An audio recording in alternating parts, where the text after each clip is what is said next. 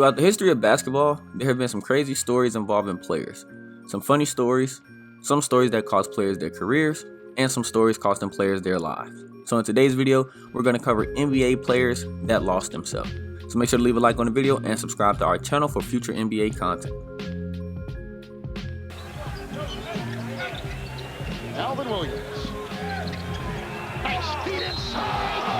Oh, what a dunk! Unbelievable! That might be the best dunk I've seen all year. Oh my goodness! Now, Keon Clark may be a player many of you have probably never heard of, and he didn't have that great of an NBA career either.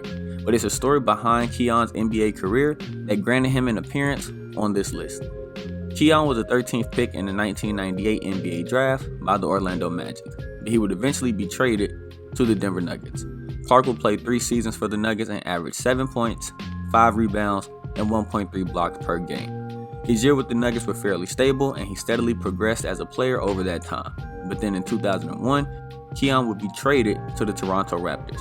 And it was in Toronto where Keon would actually set a Raptors franchise record for most blocks in a game with 12 against the Atlanta Hawks. After that 1 year with the Raptors, Keon's contract would end and he was signed with the Sacramento Kings. But this is when things became unstable for Keon's career, because a year later, he would be traded from the Kings to the Utah Jazz. Later that season, he would be traded from the Utah Jazz to the Phoenix Suns, where he wouldn't even play a game for the team, and ultimately, he never played another minute in the NBA. In 2006, he was due to stand trial on marijuana and weapons charges, but he never showed up, and the U.S. Marshals would eventually find Keon, and he was brought back to Danville, Illinois for trial. During his hearing, Keon would admit that he was a recovering alcoholic who had been drinking alcohol most of the time since he was in high school. He would then tell the judge that he never played an NBA game sober.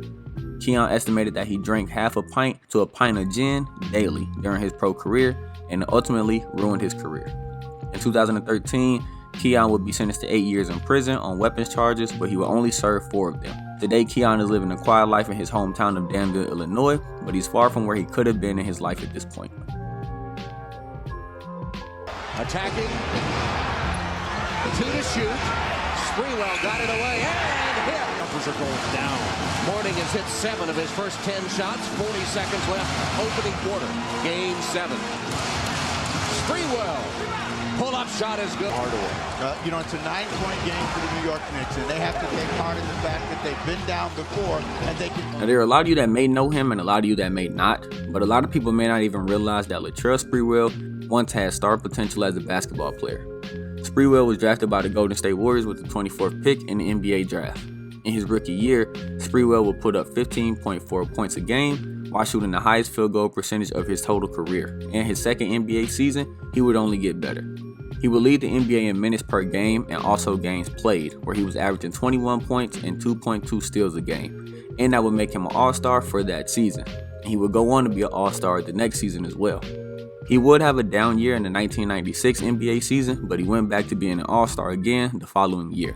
But Sprewell's all-star level of play wouldn't headline his 1997 NBA season, as something far more interesting happened that would tarnish Sprewell's reputation forever and send him to a downward spiral of personal issues that would cost him his career. On December 1st, 1997, during the Warriors practice, Coach PJ Carlesimo would yell at Sprewell about mistakes he was making on the court. Sprewell responded by telling Carlesimo that he wasn't in the mood for criticism, and that's when Carlesimo began to approach Sprewell. Latrell threatened to kill the coach and proceeded to grab him by the throat and dragged him for 7 to 10 seconds before the coaches and teammates finally came to save the day. Sprewell came back 20 minutes later and things would go bad again as he approached Coach Carlesimo again and proceeded to punch him right in the face. There are many more stories of Latrell Sprewell throwing down with his teammates, but we're not covering all of those in today's video. But as far as how the rest of Latrell's career would go, he would be suspended by the Warriors for the remainder of the 1998 season. After playing only 14 games, he would then be traded to the New York Knicks, where he would do a relatively good job at staying out of trouble.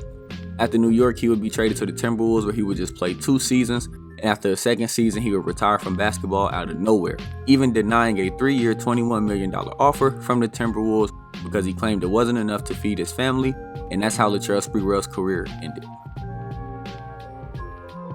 And that'll wrap up today's video about NBA players who lost himself. Make sure to leave a like on the video and subscribe to the channel if you are enjoying our content, and also turn on post notifications for future NBA content just like this, and we hope to see you in our next video.